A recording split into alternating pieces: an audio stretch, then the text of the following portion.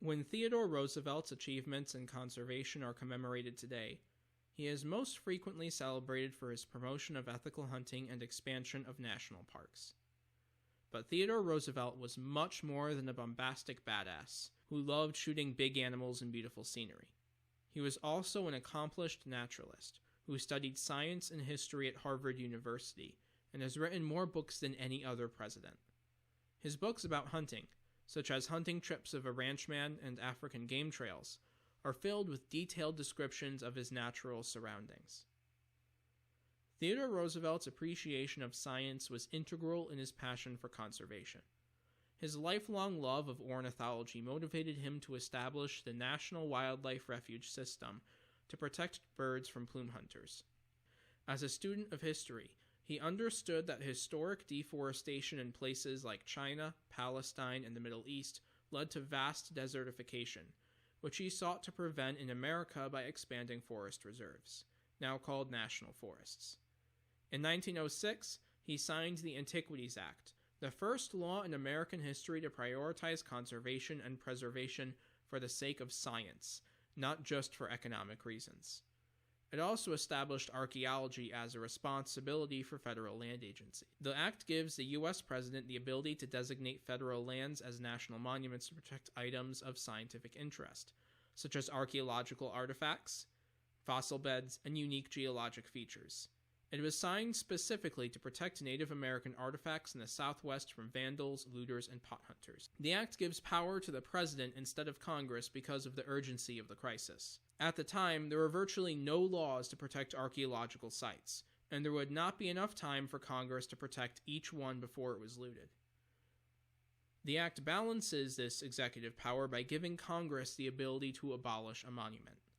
Theodore Roosevelt used the Antiquities Act to protect vulnerable ancestral Puebloan archaeological sites in the Southwest, such as Gila Cliff Dwellings, El Morro, Montezuma Castle, and Chaco Canyon. During his presidency, he established 18 national monuments, including ones dedicated to other scientific fields. Wyoming's Devil's Tower National Monument, known to many tribes as Bear Lodge, was the first national monument in the United States. It is a unique series of basalt columns in northwest Wyoming and a sacred site for numerous tribes on the Great Plains. Jewel Cave National Monument in South Dakota protected a largely unexplored cave system where speleologists are still making new discoveries to this day. Lassen Peak and Cinder Cone National Monuments protected bizarre volcanic features in California. Petrified Forest National Monument in Arizona preserved Triassic-era fossils, including the eponymous petrified wood. Many of Theodore Roosevelt's national monuments were eventually upgraded into national parks. Lassen Peak and Cinder Cone National Monuments were eventually combined into Lassen Volcanic National Park. Other examples include Pinnacles in California, Petrified Forest and Grand Canyon in Arizona, and the Olympic in Washington. Subsequent Republican and Democratic presidents have created over 150 national monuments in the United States. Many more of these locations would become national parks. Of America's 62 national parks, 28, almost half of them, began as national monuments.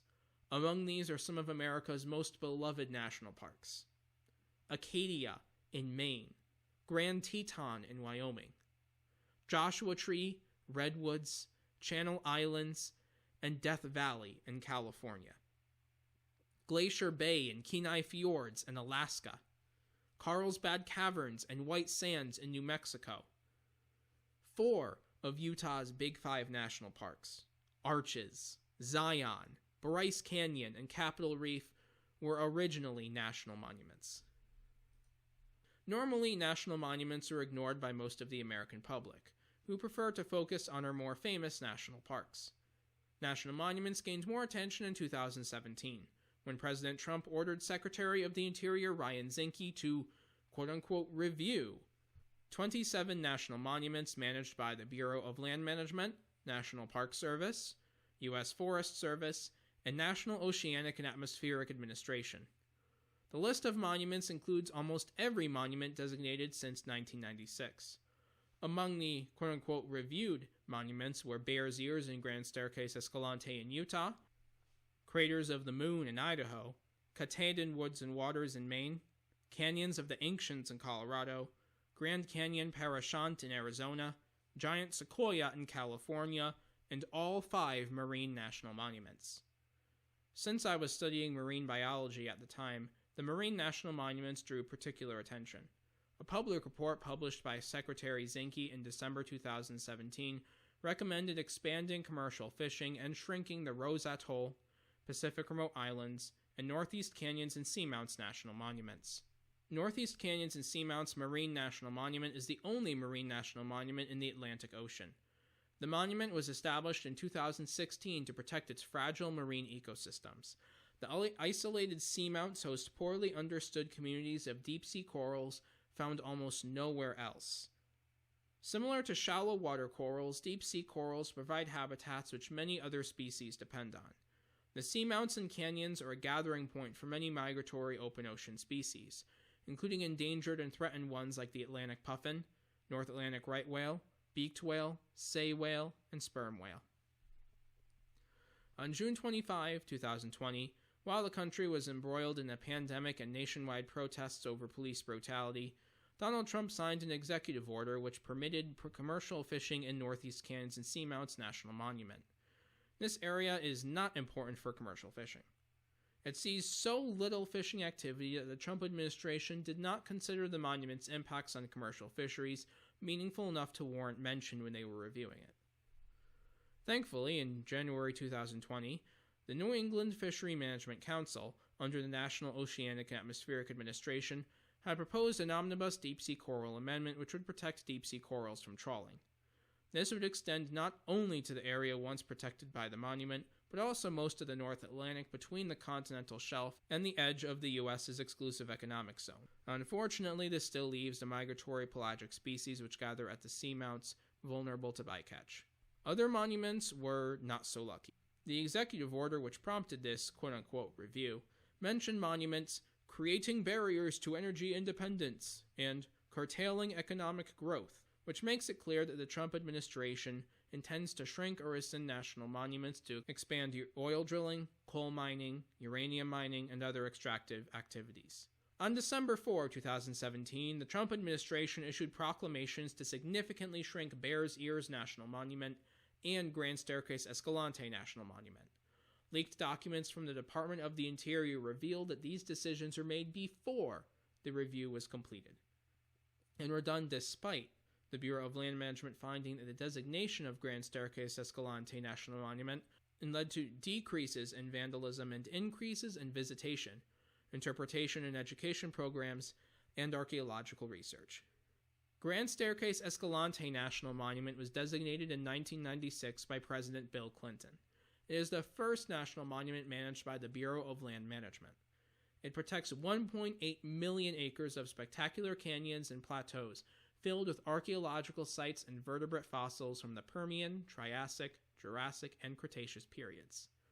The monument is also important because its remote location provides a rare opportunity for studying how ecosystems respond to climate change away from localized pollution or busy roads. About 25 new dinosaur species have been discovered by the monument's paleontologists, including Linthranax argestes, a tyrannosaurid whose name literally means Gore King of the Southwest, which would be an awesome name for a metal band. Paleontologists estimate that only about 6% of the fossils in this monument have been excavated. But it is another fossil which has gained the Trump administration's attention: coal. The Trump administration is dedicated to propping up the dying coal industry by slashing life-saving pollution controls and expanding coal mining into once protected lands. Trump's decree called for shrinking the monument from 1.8 million acres to 1 million, a decrease of almost one-half. The Bureau of Land Management released plans which would open once protected areas for coal mining and oil drilling. Canadian coal companies have already begun staking mining claims and fossil-rich areas removed from protection, including one with the largest petrified forest outside of Arizona. Bears Ears National Monument once covered a 1.35 million acre area in southern Utah just north of the Navajo Nation. It contains some of the densest collections of archaeological sites in the country, rivaling Mesa Verde National Park. Among these archaeological sites are magnificent ancestral Puebloan cliff dwellings, intricate ancient petroglyphs, ceremonial sites, and some of the oldest archaeological evidence of human habitation in the Americas. Most of the region's archaeological sites have never been examined by archaeologists. This cultural landscape is of incalculable value to Native Americans in the Southwest. It not only preserves ancestral remains, but is an important site for religious ceremonies and spiritual healing. The designation of this monument was prompted by the input of the Bears Ears Intertribal Council, which consists of the Navajo Nation, Ute Indian tribe of the Unita Ore, Ute Mountain Ute tribe, Zuni Pueblo, and Hopi Pueblo. Since I am not a Native American, I think it is best to put it in their own words. Jimmy Note of the Pueblo of Zuni had this to say: "This place is part of the history of all Native peoples in this region.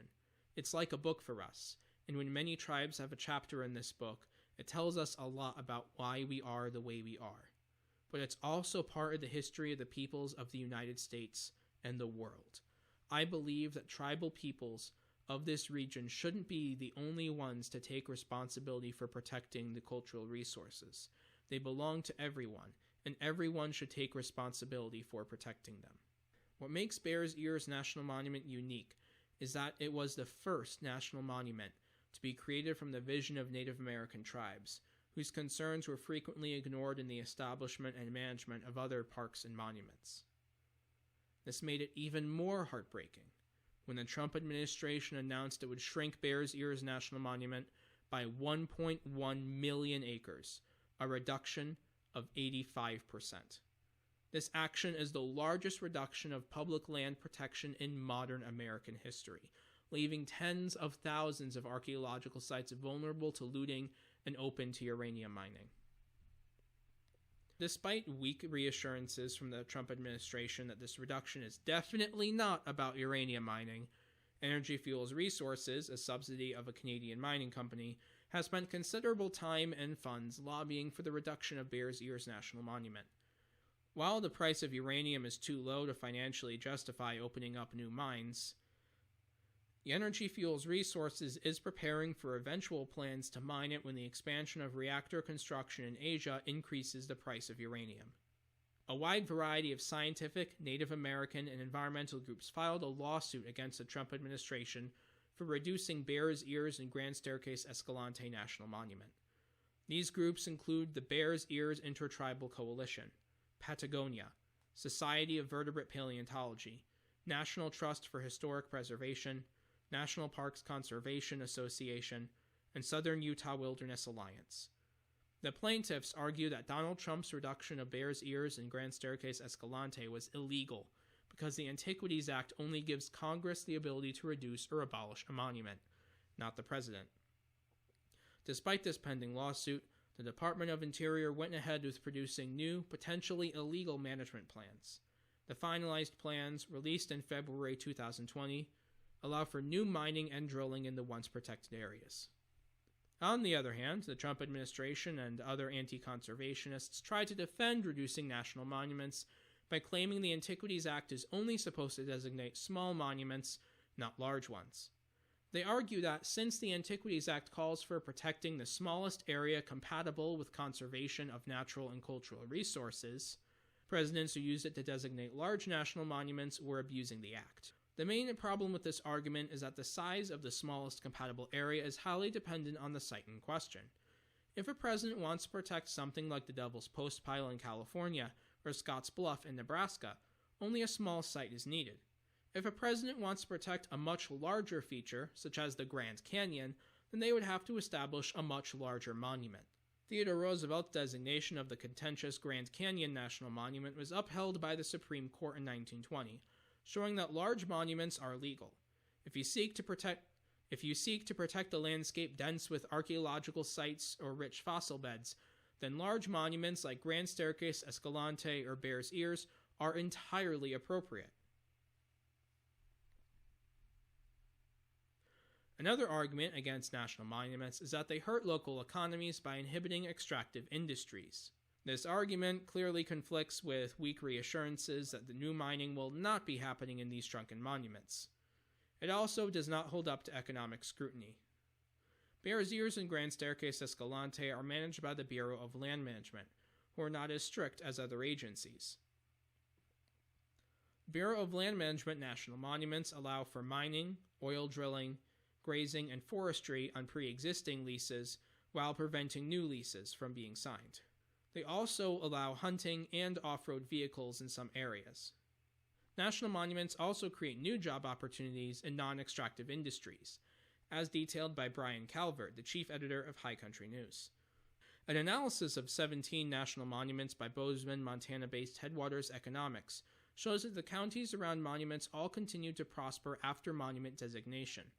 Around Arizona's Ironwood Forest National Monument, which is designated in 2000 to protect the beauty of the Sonoran Desert, jobs and income have continued to grow.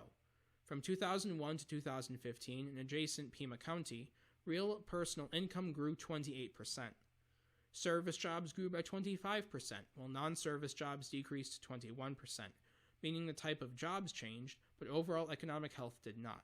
Similar changes and growth took place in other monument-adjacent counties, and while it's hard to nail down causality, the fact remains that not a single county in the analysis suffered economic decline after a monument designation. A rather unusual argument used for shrinking or reducing national monuments is that there are other environmental laws designed to minimize damage. The main problem with this argument is that many of these same laws and the agencies tasked with enforcing them are being undermined by the Trump administration. Taken to its logical conclusion, this argument can be used to justify abolishing or shrinking any national park, monument, or wildlife refuge, since the same environmental laws which apply to all federal land still exist. After all, why not open Redwoods National Park or Olympic National Park to logging? We have laws regulating timber harvests. Why not frack in Carlsbad Caverns or Theodore Roosevelt National Park? We have laws regulating oil drilling. Why not mine copper and uranium in the Grand Canyon? We have laws regulating mining. The idea of opening long-established national parks to logging or mining sounds completely absurd today. Conservation often receives near universal support only in hindsight. National monuments and parks have always been controversial when they were established, decried by special interest groups and far-right ideologues as resource lockups, causing economic devastation which never came. Instead of creating ghost towns and impoverishing communities, these monuments and parks became beacons for visitors, bringing billions of dollars into the American economy and millions into local economies. For example, in 1909, Theodore Roosevelt established Mount Olympus National Monument in Washington's Olympic Peninsula. This was condemned by commercial logging interests who wanted to log the area's ancient temperate rainforests. M.J. Kerrigan, the tax collector of Seattle, criticized the designation, stating, "We would be fools to let a lot of foolish sentimentalists tie up the resources of the Olympic Peninsula in order to preserve its scenery." Today, Mount Olympus National Monument is better known by the name it was given in 1938, Olympic National Park. In 1981, it was inscribed as a UNESCO World Heritage Site. In the 1920s, conservationists like Dr. William Cooper of the Ecological Society of America advocated for protecting the glaciers and landscape of Alaska's Glacier Bay. This campaign was viciously opposed by homesteaders who wanted to continue mining for gold in the area. In 1924, the Alaskan Daily Empire proclaimed, "This designation is a monstrous crime against development and advancement. It leads one to wonder if Washington has gone crazy through catering to conservation faddists." In 1925, President Calvin Coolidge designated Glacier Bay National Monument, which became Glacier Bay National Park and Preserve over 50 years later. One of America's most controversial monuments was a contentious area in northern Arizona. Multiple bills to designate it as a national park were proposed in the 1880s, but all were shot down. The American conservation movement considered its protection a high priority for years, and were opposed by mining interests and hotel developers. One of the most famous, or infamous, opponents was the wealthy businessman Ralph Cameron. Ralph Cameron used illegitimate mining claims to charge visitors illegal tolls and set up hotels in an attempt to privatize access to the area. In 1897, the Williams Sun harshly condemned proposals to designate this site as a national park, calling these efforts a fiendish and diabolical scheme. The fate of Arizona depends exclusively upon the development of her mineral resources. President Theodore Roosevelt visited the area on a speaking trip across the West. When he gazed upon its grandeur, he gave an impromptu speech, which still resonates today throughout our national parks. Arizona has a natural wonder which is in kind absolutely unparalleled throughout the rest of the world. I want to ask you to keep this great wonder of nature how it is.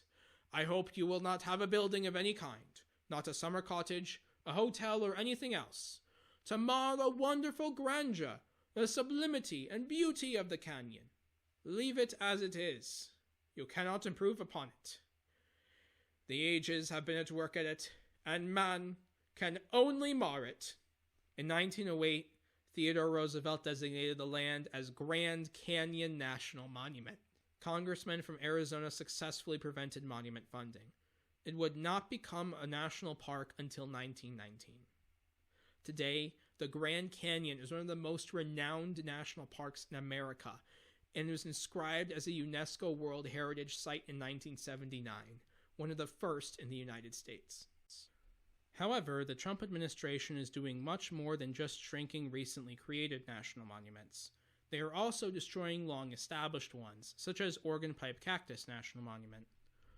Organ Pipe Cactus National Monument was established by Franklin Delano Roosevelt in 1937 in southern Arizona. The monument protects one of the most biodiverse ecosystems in the United States, including habitat of endangered species like the Quito benquito pupfish and Sonoran pronghorn. It is also the only place in the U.S. where wild Organ Pipe cactus grows. In 1976, it was classified as an International Biosphere Reserve by UNESCO. In 1976, it was classified as an International Biosphere Reserve by UNESCO. The main threat to Organ Pipe Cactus National Monument is one of Trump's most bizarre campaign promises, a long wall stretching across the entire U.S.-Mexico border which will do virtually nothing for national security. Even the Trump administration's Department of Homeland Security released a report admitting that the wall would be excessively costly and ineffective. The border wall would also be one of the most environmentally destructive projects in American history. In 2017, the Center for Biological Diversity released a report which found that wall construction would impact 93 species which are listed as endangered, threatened, or candidates for the Endangered Species Act. Among the species at risk are jaguars, Sonoran pronghorn, cactus ferruginous pygmy owls, and ocelots. The construction would destroy critical habitat for 25 species, including peninsular bighorn sheep. The wall will also fragment populations, imperiling their survival by undermining genetic health. This fragmentation crushes any hope of recovery for ocelots and jaguars in their historic habitats in the United States. The Trump administration responded to environmental concerns over border wall construction by completely ignoring them. Trump's Department of Homeland Security used a post-9/11 law to waive over 40 laws which normally apply to federal projects and preventing public comment on them. Among these include the Endangered Species Act, Wilderness Act, Native American Graves and Repatriation Act, Archaeological Resources Protection Act, and the Antiquities Act. Take that, stupid ocelots! Normally, these laws require the archaeological sites be excavated and categorized if construction is to occur over them. The National Park Service issued a report on archaeological resources in Organ Pipe Cactus National Monument within the Roosevelt Reservation, a federally administered area 60 feet from the southwestern border. They determined that there are up to 22 archaeological sites which are, as I quote, likely to be wholly or partially destroyed by forthcoming border fence construction. Customs and Border Protection maintains there are no human remains in their build sites, but construction crews have already unearthed more. Construction crews have used explosives to destroy Monument Hill, a sacred Native American site which was getting in the way of wall construction. Bulldozers have destroyed native plant communities, including federally protected. Bulldozers have destroyed ancient native plant communities, including federally protected saguaro cacti, which were uprooted and burned. Much of this destruction has been documented by Lycan Jordhal, who worked as a park ranger at Organ Pipe Cactus National Monument and now works for the Center for Biological Diversity. Customs and Border Protection have also started draining the Quito benquito springs to mix concrete. Quito Baquito Springs is a spiritually significant site for the Hiachadatam and Tohono-O'odham peoples, who lived there for thousands of years. The monument's archaeological record stretches back at least 16,000 years, including an ancient pre-Columbian trade route for salt, obsidian, seashells, and other goods. The springs are also home to the only healthy population of endangered Quito Baquito pupfish in the United States. The border wall construction and separation at the border threatens the border wall construction threatens the traditions of the Tohono-O'odham, who travel to Mexico to visit their families bisected by the U.S.-Mexico border and complete pilgrimages to the Sea of Cortez. The Tohono-O'odham are not opposed to border security. They work with federal law enforcement to protect the border, especially during the 1990s when they were threatened by Mexican drug cartels. They place vehicle barriers in ways which do not prevent wildlife migrations, but they do not support ludicrous border walls which threaten sacred sites and prevent them from visiting relatives in Mexico or completing pilgrimages. Ned Norris Jr., chairman of the Tohono-O'odham Nation, said this in testimony to Congress after viewing a video of Monument Hill being blasted. "It's hard to see the blasting that you showed on the video today, because I know in my heart, and from what our elders have told us, and what we have learned, that that area is home to our ancestors. Blasting and doing what we saw today has totally disturbed, totally forever damaged our people." The Center for Biological Diversity, Defenders of Wildlife, and other conservation organizations have sued the Trump administration over the legality of disregarding environmental law to build the border wall. Despite the potential illegality of this project, the Department of Homeland Security has advanced ahead recklessly, destroying irreplaceable ecosystems and cultural resources for little more than a political symbol. Indigenous communities like the Tohono-O'odham have always been at the forefront of struggles against environmental degradation and desecration of cultural resources in North America. A poignant example of this is with the movement to protect the Greater Chaco landscape in New Mexico. Greater Chaco is a wide cultural landscape containing some of the most spectacular and mysterious archaeological sites on the continent.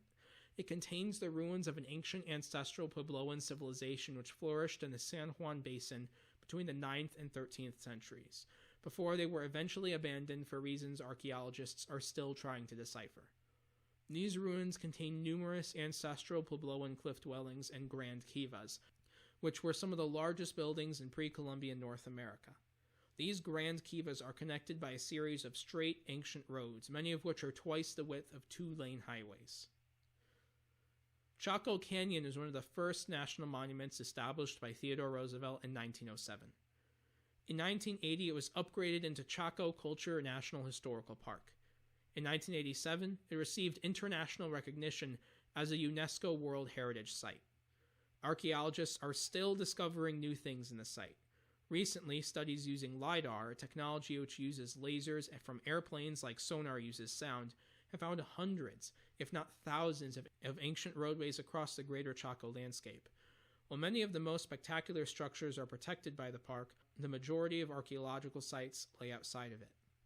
For Native Americans, this site is much more than impressive ruins. It is a spiritually significant site, a place of solitude to connect with ancestors. Again, I think it is important to share the perspective of the Native Americans themselves, along with the non-Native archaeologists who would be awkward to edit out of this video. And this is a clip from the video, Fracking Threatens Chaco Canyon, from Our Revolution, New Mexico. These are lines that extend out to particular places that have spiritual significance. This line of energy is establishing the Great House place in spiritual space. The Navajo people have lived for centuries around Chaco. The landlines that are streaming across the country of the entire landscape are sacred, and they're recited in our ceremonial ways. I think the roads are crucial to understanding the Chacoan system. Every little segment of a road is a piece of that puzzle, and if they're destroyed before we learn about them, we're never going to recover that. We as Pueblo people have an obligation to continue to visit those places with our children and our grandchildren. But we as Americans, as part of the bigger community, also are obligated to protect those chapters of that history book so that future generations can continue to enjoy them. These archaeological sites, along with the descendants of those who built them, are now under threat because of horizontal drilling for oil and gas, better known as fracking. Fracking is a process where mixes of sand, water, and toxic chemicals are injected into the ground to break apart layers of shale and extract oil and natural gas. The incursion of fracking on the greater Chaco landscape started during the Obama administration, who put in some small protections for cultural resources, such as a 10-mile buffer zone around the National Historical Park. The Trump administration has accelerated the expansion of fracking in the region, releasing management plans which will approve over 3,000 new wells, allow for fracking throughout virtually the entire cultural landscape, and shrink the buffer zone to only 5 miles. The Trump administration's Bureau of Land Management has tried to do anything they can to accelerate drilling. Perhaps the lowest they have sunk to is exploiting the COVID-19 pandemic to exclude input from impoverished Native Americans who will be most impacted by these decisions. In May 2020, the Bureau of Land Management hosted quote-unquote virtual public meetings on Zoom. This poses a significant problem for the Navajo Nation and other reservations in the area, which frequently have little to no internet access, and this move deprives them of the ability to provide input on policies which will directly affect their health, lands, and future. Thankfully, due to outcry, the public comment period was extended into late September 2020. An increase in drilling, truck traffic, and industrial development in the greater Chaco landscape poses a severe threat to archaeological sites. Many of these unexamined archaeological sites are underground, and threatened by the seismic activity which results from fracking. The ancient roadways in the region are also very subtle to those who are not trained archaeologists, and vulnerable to destruction by the construction of well pads and other industrial infrastructure. Fracking also poses a severe threat to the health of Native Americans in the region through its methane pollution which poisons the air and disturbs the climate.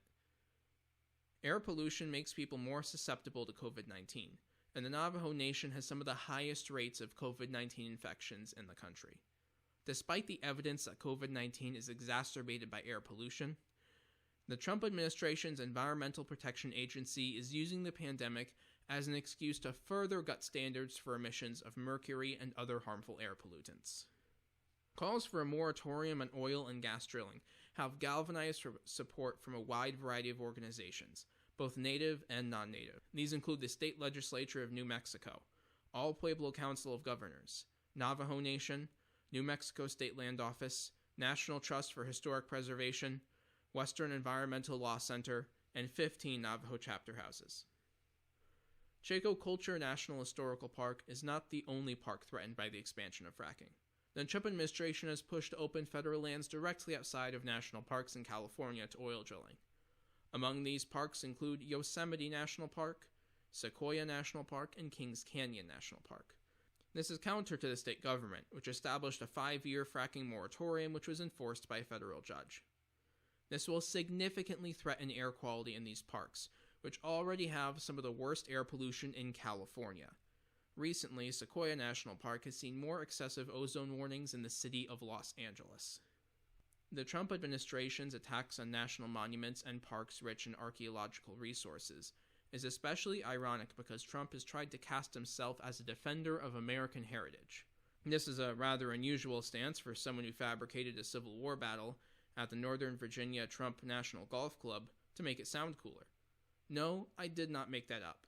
I don't think anyone could. The quote-unquote heritage Trump is referring to is scarcely tied to physical places with connections to the past, such as archaeological sites, fossil beds, or historic structures in need of preservation. In fact, his administration has recommended cutting National Park Service budgets and historic preservation programs.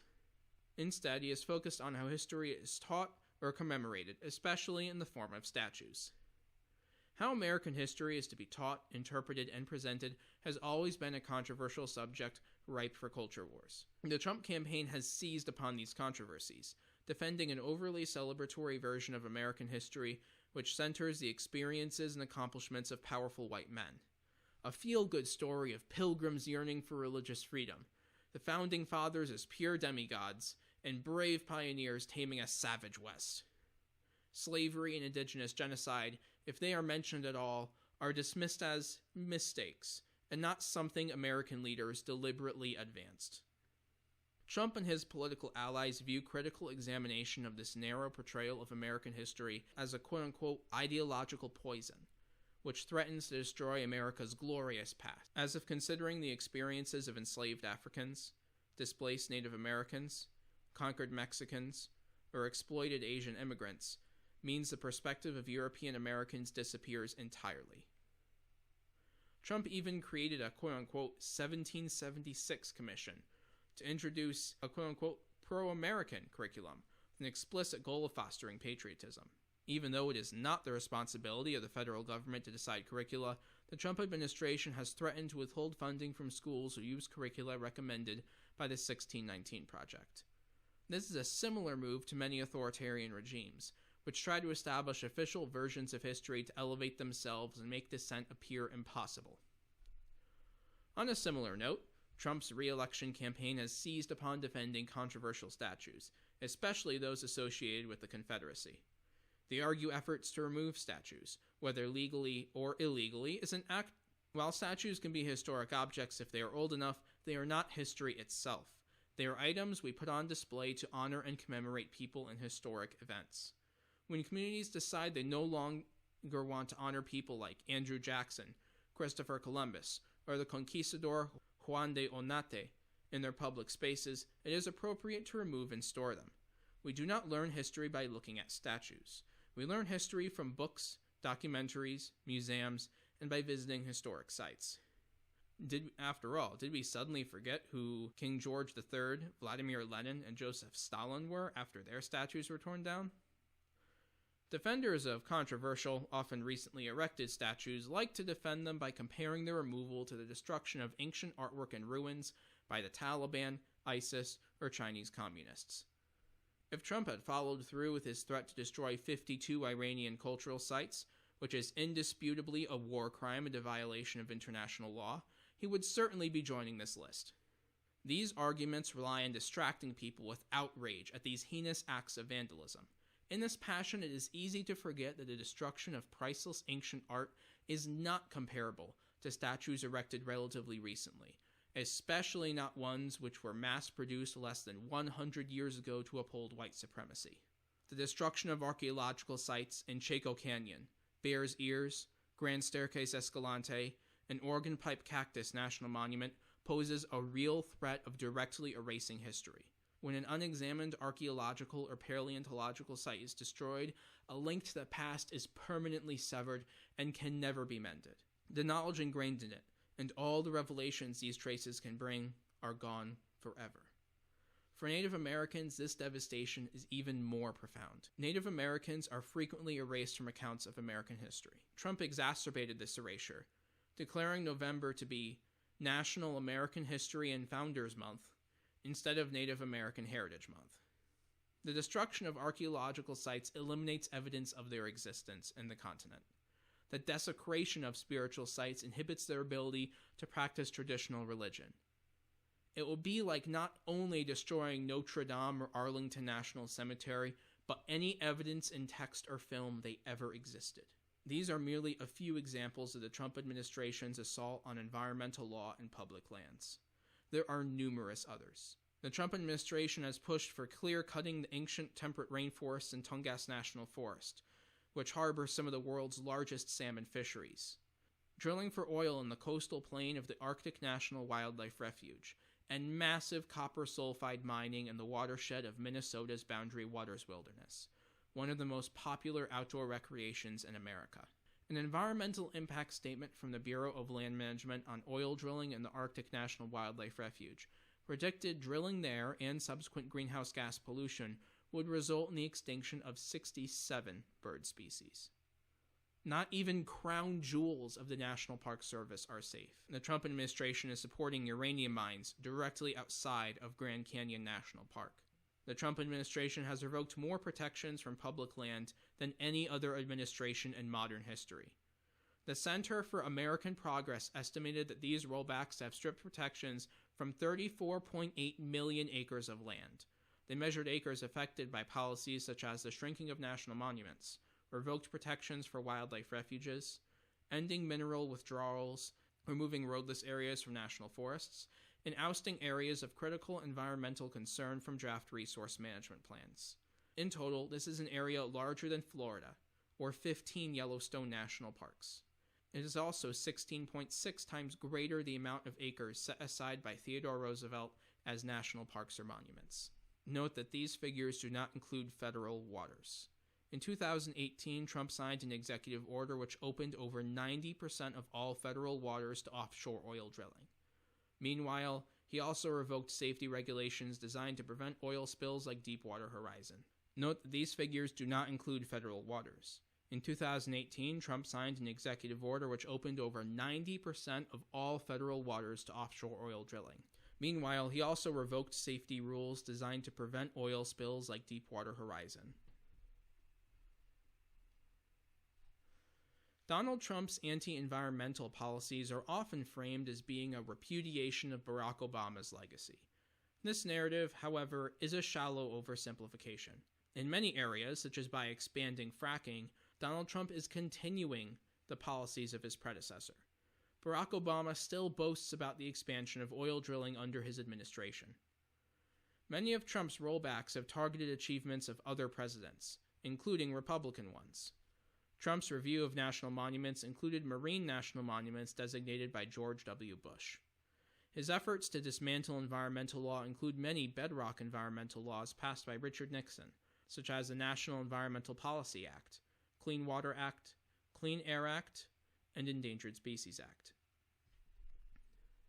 Neither are these deeply unpopular policies merely an aberration which would never happen under a quote-unquote normal Republican administration. Despite the majority of Americans believing the government is not doing enough to protect the environment, the Republican establishment has been advancing anti-environmental and anti-public lands policies for years before Donald Trump started his political career. These pushes have seen support from advocates of privatizing public lands, such as Utah Senators Mike Lee and Orrin Hatch. The movement to privatize public lands has been funded by many of the same fossil fuel billionaires who publicly support organizations which push climate change denial, such as the Koch and Wilkes brothers. This has been extensively documented by the Western Values Project's Money Trails initiative. I have provided a link to it in the description. In the twilight of his re-election campaign, Trump is trying to distance himself from his own environmental policies, acting as if they never happened. For example, he has taken credit for bills he had little to no involvement with drafting, such as the John D. Dingell Jr. Conservation Management and Recreation Act and the Great American Outdoors Act. These approved more funding for public land management and reauthorizing the Land and Water Conservation Fund.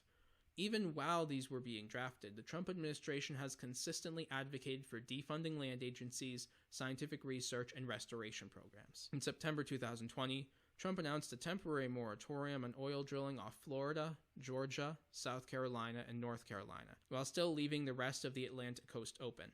Conveniently, these happen to be battleground states. These measures in the 11th hour should fool nobody. If Trump is interested in protecting the Atlantic coast, he could have made this ban permanent. Within 4 years, the Trump administration has overturned over 100 environmental protections and removed more protections from public land than any other president. There is no telling how much devastation would be incurred if he is given another 4. It might even be more than 4. Donald Trump is already testing the waters of rank authoritarianism, making quote-unquote jokes about running for over 2 terms. According to Michael Cohen, Trump is being serious. On the other hand, his rival, Joe Biden, has campaigned on aggressively addressing climate change and protecting public land. His plan for climate change and environmental justice promises protecting America's natural treasures by permanently protecting the Arctic National Wildlife Refuge and other areas impacted by President Trump's attack on federal lands and waters, establishing national parks and monuments that reflect America's natural heritage, banning new oil and gas permitting on public lands and waters, modifying royalties to account for climate costs, and establishing targeted programs to enhance reforestation and develop renewables on federal lands and waters, with the goal of doubling offshore wind by 2030. Biden's climate plan also mentions protecting biodiversity, slowing extinction rates, and helping leverage natural climate solutions by conserving 30% of America's lands and waters by 2030. If successful, this will mean Joe Biden will end up protecting more land than Theodore Roosevelt. This goal has been included in the 2020 Democratic platform, which mentions basing decisions on science to protect areas with the highest biodiversity. This is significant because about 80% of America's biodiversity hotspots remain unprotected, according to the shark conservation expert Dr. David Schiffman. Indeed, the inclusion of a statement like this in a national party platform and a presidential campaign promise represents the largest shift in United States science-based biodiversity conservation policy since the Endangered Species Act. The goal of protecting 30% of America's land by 2030 has galvanized bipartisan support. Polls from the Center for American Progress have indicated that it is supported by 86% of Americans, including 76% of Republican voters.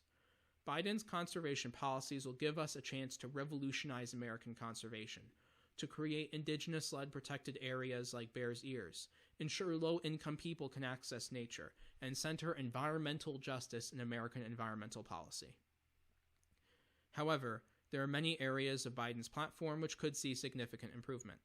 For example, it would be good if he ensured that solar panels would be built on roofs or degraded areas instead of undisturbed